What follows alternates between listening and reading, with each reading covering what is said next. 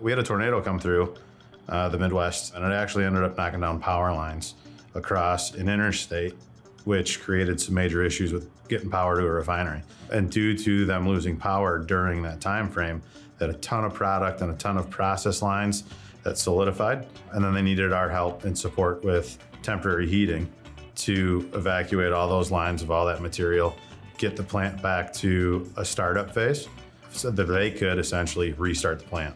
So we were very quickly able to come into site with, I think we started with about 15 guys, 15, we ramped up to about 20 men per shift. So decent scale of a job. And very quickly we ramped from about 10 machines to 20 machines to ultimately 65 machines during the peak of that project.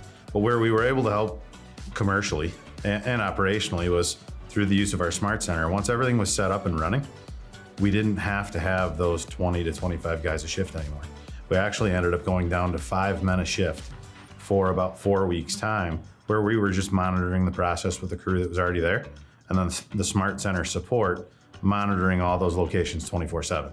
So if we ended up incurring heater failure or any process issues with our process, the 5 guys on site were able to manage that very quickly, address it with no issues, while still running the other 65 machines with no hiccups, no interruptions. So saved them a ton of man hours on the project, obviously leading to less safety risk because we had less man hours. I think we were very successful on the project, and it actually solidified us in that refinery further because of the process and the technology that we had. The customer has already started talking to us about scheduling other work, looking at future planning on projects, and it was because of the process and the system that we used, or the smart way for heat treatment.